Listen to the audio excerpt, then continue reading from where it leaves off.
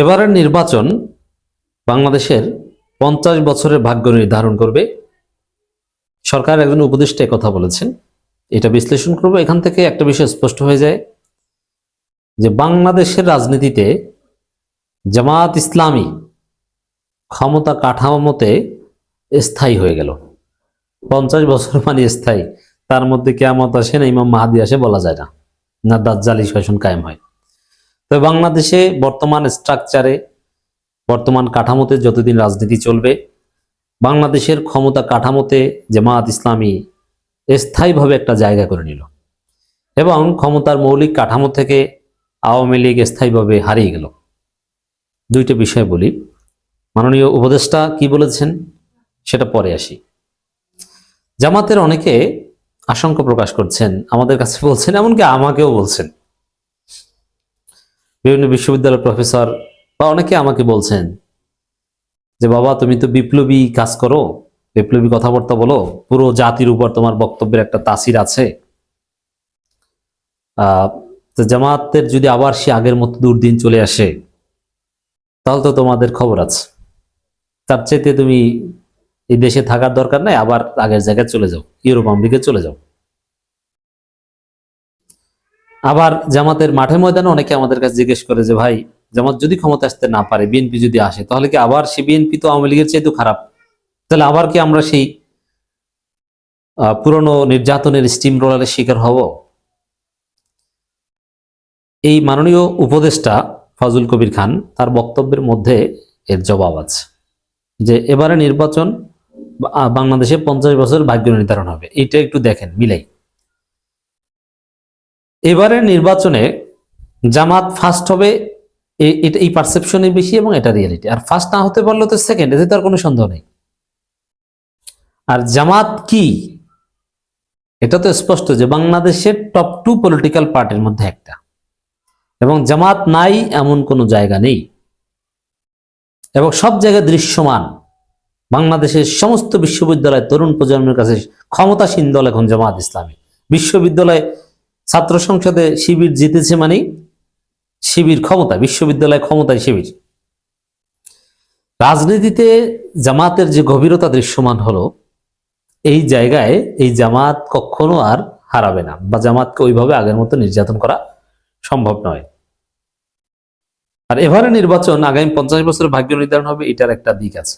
এবারে নির্বাচনের মাধ্যমে কেউ ফ্যাসিস্ট হয়ে উঠতে পারবে না। ফ্যাসিস্ট হয়ে ওঠার রাস্তা এবারে নির্বাচনী প্রক্রিয়াই বন্ধ হয়ে গেছে। যেসব সংস্কার অলরেডি বাস্তবায়ন হয়েছে তাতেই ফ্যাসিস্ট হয়ে ওঠার রাস্তা বন্ধ হয়ে গেছে। অতএব যেহেতু কেউ ফ্যাসিস্ট হয়ে উঠতে পারবে না, ওইরকম করে নির্যাতন আসবে না। ফ্যাসিস্ট হলে তো ভিন্ন মতের উপর দমন করে, কিছু বিচ্ছিন্ন ঘটনা ঘটবে, কিন্তু ওভারঅল বিষয়টা হবে এরকম যে হয় জামাত ক্ষমতা, নইলে জামাতের বিরোধী শক্তি ক্ষমতায়, তারপরে জামাত 5 বছরের জন্য ক্ষমতা না আসতে পারলে আবার আসবে। জামাত এইভাবে একটা সাইকেলের মধ্যে পড়ে গেছে, মানে ক্ষমতা কাঠামোতে স্থায়ী রূপ লাভ করছে। আর আওয়ামী লীগের কথা যদি বলি, এবারের নির্বাচন যেহেতু 50 বছরের ভাগ্য নির্ধারণ করবে, এবারের নির্বাচনে আওয়ামী লীগ নাই, অতএব আওয়ামী লীগ বাংলাদেশের রাজনীতি ফিরতে পারবে না, এটা আমাদের প্রত্যাশা। আর যদি ফিরেও আওয়ামী লীগ জাতীয় পার্টি টাইপের একটা ছোট্ট দল হিসেবে ফিরবে। শেখ পরিবার মুক্ত আওয়ামী লীগ কখনোই আর সেই বড় দল হিসেবে আগে ফাংশন করতে পারবে না। আওয়ামী লীগ আসবে, আওয়ামী লীগের আদর্শে অনেকে বিশ্বাস করেন, এবং আমি দেখি যে বিএনপির চাইতে আওয়ামী লীগ শক্তিশালী জনপ্রিয়তার দিক থেকে বা ভিত্তির দিক থেকে, বা রাজনীতি করার সুযোগ আওয়ামী লীগের বেশি। সেই জায়গায় আওয়ামী লীগ থাকবে, কিন্তু আওয়ামী লীগ আগের মতো কখনো ওই বড় দল হয়ে উঠতে পারবে না। আর আওয়ামী লীগ যদি আগের মতো বড় দল না হয়, আর বিএনপির কপালে বিপদ আছে, বিএনপি ধ্বংস হবে। বিএনপি টুডে আর টুমোরো ক্ষমতায় যদি আসতে পারে, এবার না আসতে পারলে তারপরে 5 বছর পর তো আসতে পারবে। বিএনপি ক্ষমতা আসলে, ক্ষমতা আসার কয়েক বছরের মধ্যে বিএনপির গণঅভ্যুত্থানে বিএনপির পতন হবে এবং বিএনপি ধ্বংস হবে।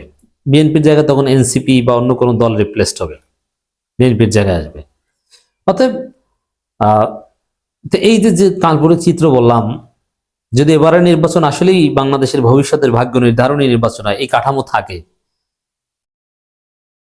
তাহলে একটা বিষয় যে এবারে নির্বাচনে জামাত ক্ষমতা আসতে যাচ্ছে, তাহলে জামাতের ভবিষ্যৎ অনেক বেশি। আর ক্ষমতা না আসতে পারলেও কেউ ফেসিস্ট উঠতে পারবে না, এবং আওয়ামী লীগ আর থাকছে না।